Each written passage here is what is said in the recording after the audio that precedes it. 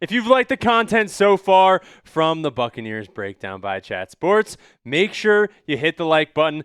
Now, I'm looking here. I'm looking at all the analytics. May videos with 100 likes. We only got one in May. It's May 19th. Can we get 100 likes on today's video? If you like the content and you like seeing my face every day when you watch these videos, make sure to hit the thumbs up button. Tells my bosses that we're doing a great job here at Bucs Breakdown.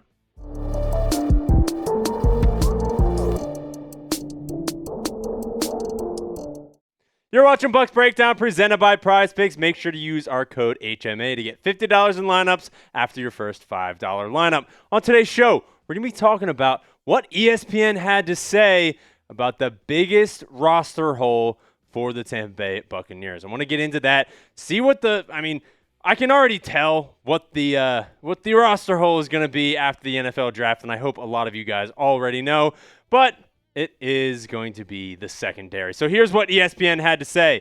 The Buccaneers have plenty of options in the slot. Tyke Smith was a nickel a couple seasons ago. Jacob Parrish was a nickel in 2025. And fourth-round rookie Keontae Scott is a great nickel safety hybrid addition. So when we talk about secondary, it is not safety, it is corner. But what happens is there's an injury. But what happens if there's an injury to one of those starting outside corners, either Zion McCollum or Benjamin Morrison? The third outside corner is Josh Hayes, who didn't play a single defensive snap last season. The fourth outside corner is Damarion Williams, who hasn't played any regular season snaps since 2023, and we know that very well. So when looking at this cornerback depth chart, obviously Zion McCollum, your CB1, Benjamin Morrison, CB2, Jacob Parrish is slotted in there at the nickel, but like ESPN was saying, you can move Keontae Scott into that nickel position if you want to move around this secondary. So the sort of question obviously is, who's going to be the two outside corners when the 2026 season starts? Obviously, our cornerback one is Zion McCollum. He signed a 3-year, $48 million extension last year in September. So you lock him in for the next following years.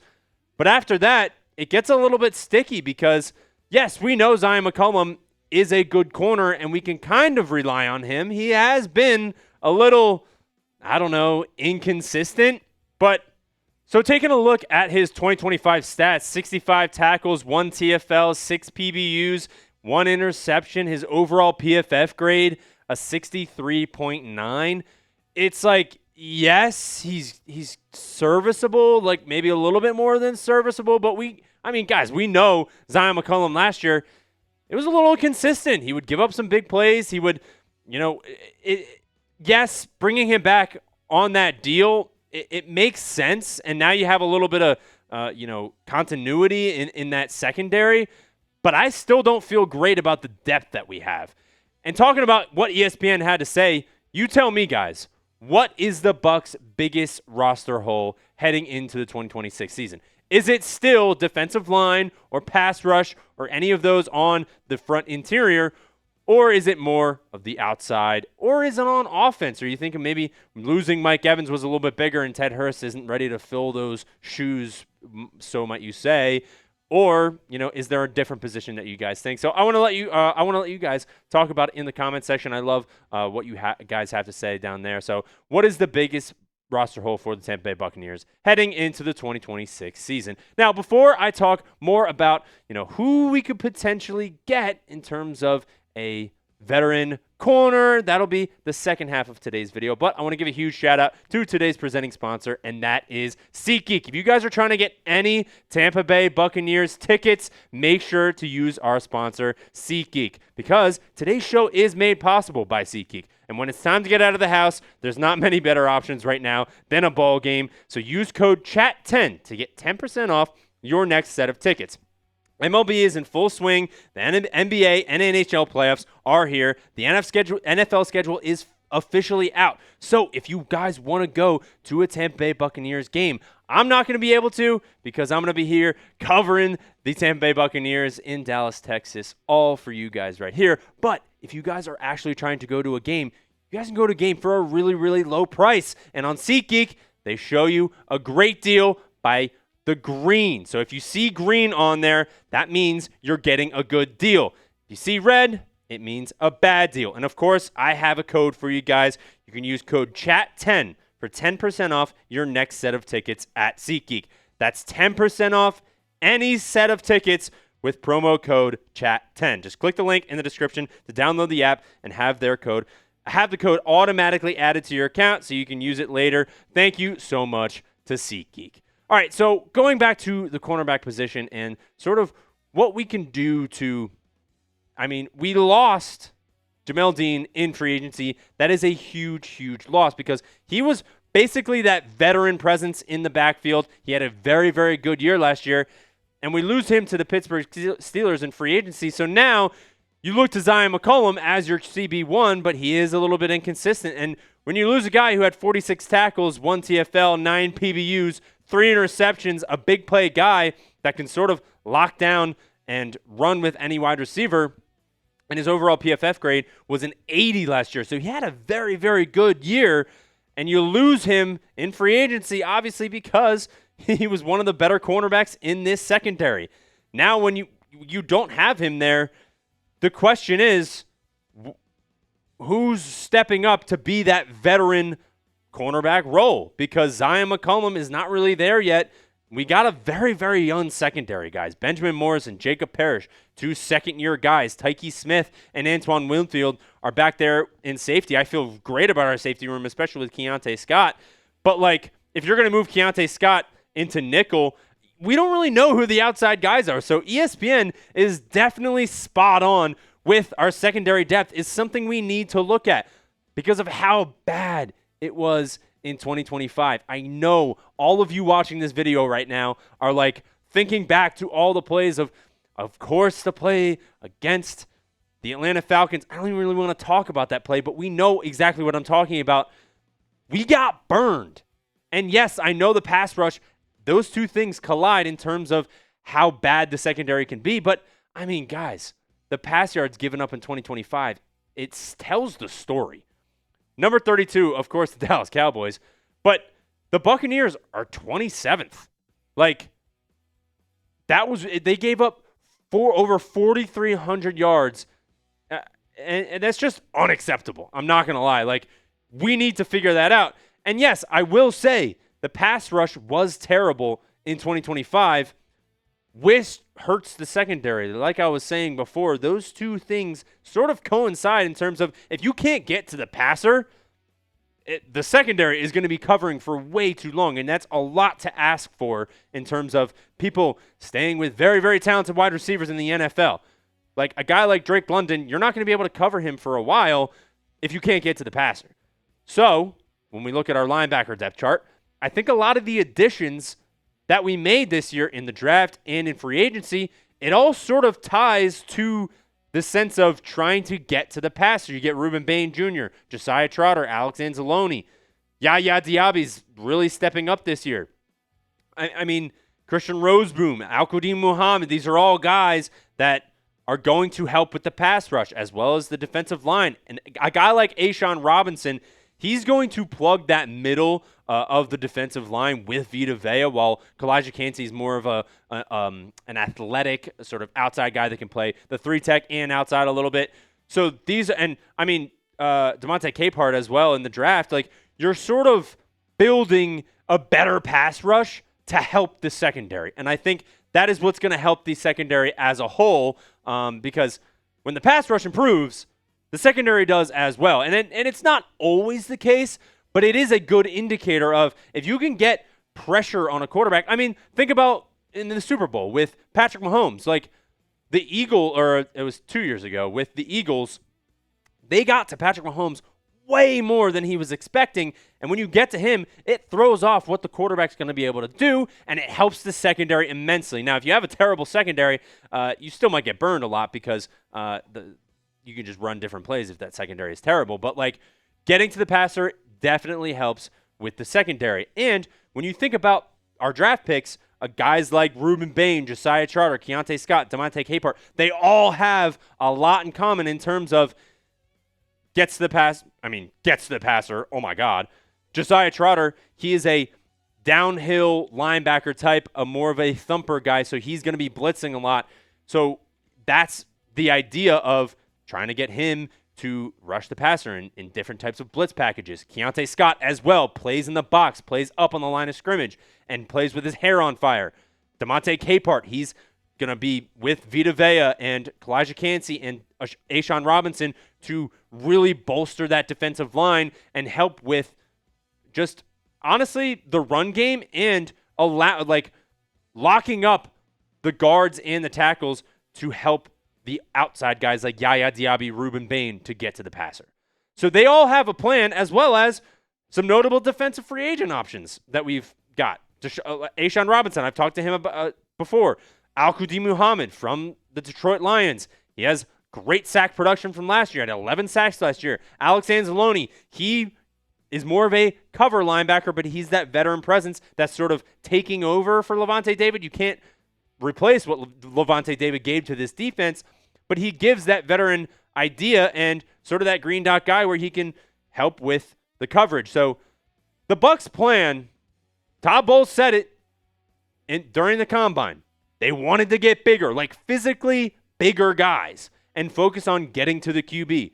So if that happens, we will definitely see improvement from a young secondary because, let's be honest, this secondary is very young, and we're bringing in a guy like Keontae Scott as well with 2 second-year guys who are probably going to be starters unless you add some other guys.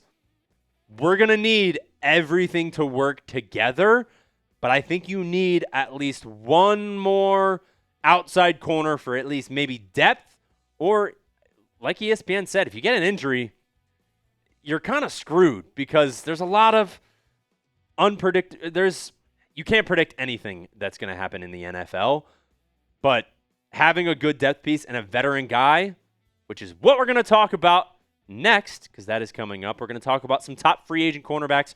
Not a ton. I'm only going to do 3 because I don't think that's a main priority right now. I think if we go into the 2026 season with what we've got right now, I don't think it's terrible. But it is an idea of, hey, maybe we could add one more guy after losing a guy like Jamel Dean, who was that veteran presence in the locker room, on the field, and very good with an 80 PFF grade. Like, could we get another guy like that on a cheap deal? That's what we're going to be talking about next. But I want to give a huge shout out to our sponsor of today's show. That is Prize Picks. If you guys are trying to win some money while watching sports, you guys are missing out if you have not downloaded Prize Picks today. Today's show is sponsored by Prize Picks, America's #1 sports picks app, as well as mine since 2022. So that should tell you I trust Prize Picks. The app is super simple to use. Just pick more or less on a few player stats and lock in your lineup. The playoffs are going crazy for basketball right now, which is why we got this lineup right here on the social feeds feature. You can follow me at Reed Barkus to check all the lineups we've got going on here, and the guys at Chat Sports as well. So it works the same as social media. So Donovan Mitchell, more on his points, rebounds, and assists, and then Jalen Brunson, the more on his 9.5 field goals made. So if you guys want to put this lineup in, $35 wins you $105. You just need at least 2 players from 2 different teams, and you have some fun while watching the playoffs. All right. For my new users, download the Prize Picks app today with the link in the comments and the description and use code HMA. You'll get $50 in lineups after you play your first $5 lineup. One more time, that's code HMA to get $50 in lineups after you play your first $5 lineup. Prize Picks, it's good to be right, especially during the playoffs. Now, my top 3 free agent corners available to the Tampa Bay Buccaneers if they do want to go that route in terms of adding some depth that isn't going to cost a ton. You know what I mean? Like, we could add a guy like Adoree Jackson, who is my number 3 ranked top free agent cornerback on today's show. Adoree Jackson, I thought he was going to be fantastic. I don't know about you, producer JD. I thought he was going to be fantastic coming out of USC. He goes to the Titans, and then all around, he was with the Giants, and he spent last year with the Eagles, and that Eagles secondary was depleted a lot. And so he got a lot of run last year, actually, with about 55 tackles, 11 pass defenses, and 1 interception. I mean, he is some guy that, okay, like I know you guys are probably looking at Adoree Jackson being like, why are we even talking about Adoree Jackson? He's almost 30 years old. He is 30 years old. and he was kind of terrible for the Eagles last year. I'm not going to lie. I talked to our guy Chase Sr., who is the host of our Eagles channel, and he said he was terrible. Like, he was not good at all. He had a 50-something PFF grade, and I was like, well, what about, like, he's not going to start. Like, we would rather have Jacob Parrish or Benjamin Morrison start. What about, like, a veteran, backup role? And he's like, yeah, that could work as, like, a depth piece. So, I mean, if you look at his past 4 seasons, spending some of them with the Giants, like, in games that he's played, 11 PBUs, 1 interception. But if any of you guys caught any Eagles games last year, the guy can't cover good wide receivers. And unfortunately, almost every wide receiver in the NFL is pretty good, depending on, if you're going to have him play on the left or right side. I'm just not comfortable with him starting games if he's going to be out there. If somebody gets hurt and he's serviceable, you know what I mean? And he would be cheap. He's, 1-year deal with the Eagles. I think if you want that depth piece in terms of somebody who you would feel okay with putting out there if something were to happen, or just feeling a little bit better about your depth in your secondary, I think a guy like Adoree Jackson could be okay. But I would kind of be looking more at a guy like Rasul Douglas, who is our number 2 ranked free agent cornerback on our chart today. Rasul Douglas actually has a lot more going for him right now. He is 31 years old, but he's still got a lot of fight left in him right now in terms of how he can play football. I mean, he spent last year with the Miami Dolphins, he had 62 tackles and 13 PBUs. So he still has some run in him. Now, he is someone that I would like in terms of replenishing like a big play maker, because Jamel Dean did make some big plays. But I think when you talk about a guy like Rasul Douglas, you're not really he's not going to bring you a ton, but he's going to bring you versatility, honestly, because he can play he can play in different parts of the secondary. But in 2025, 62 tackles, 2 TFLs, like I said, 13 PBUs.